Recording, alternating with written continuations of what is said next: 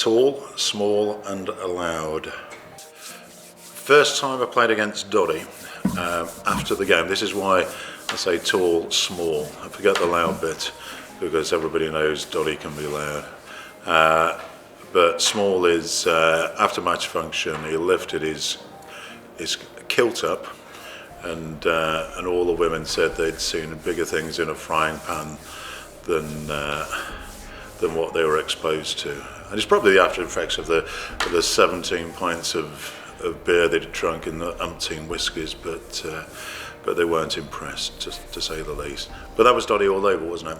Played the game, we went out, we partied afterwards, and he wasn't afraid to show off his tackle as well. I remember when Doddie played his first game, so he's no different now to what he was then, and he was full of life, beans, fun, and everything else like that.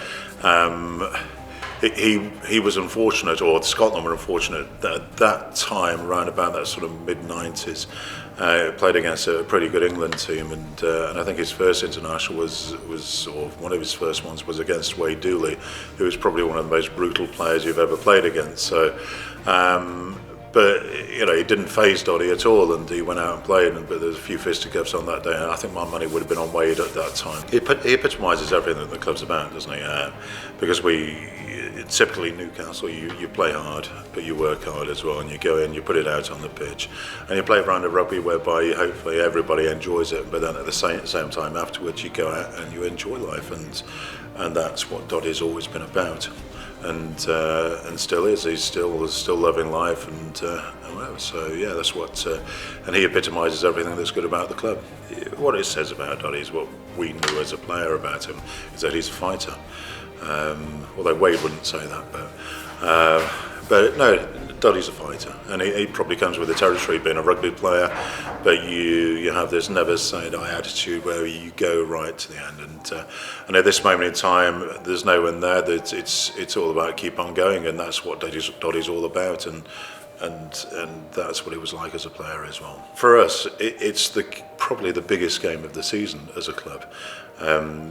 All the championship games, all the championship cup games, all the Super Six games and everything else like that, they're probably, from an emotive point of view, they mean absolutely nothing compared to what this does for us, and that's why the game is so important. From an emotive point of view, it's about bringing the two sides back together, and playing for one common purpose, which is obviously Doddie. Well, when he turns 50, I think you've got to look at his life and not just the last 2 or 3 years. So, and I think that's the way you have to look at these things. There's not many people who will have done what Doddie's done in his life, and whether it's his speaking, his experiences, his playing, the clubs he's played for, everything that he's been involved in, and he's just lived life to the full, and that's what it's all about, isn't it?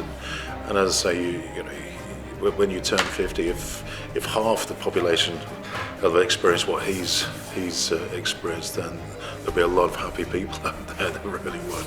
I can't say what Doddie's philosophy on life is, but mine is live life and make history, and I don't think Doddie's will be too far from that, because we both enjoy living, and you're only here once, so make history whilst you're here. Simple as that.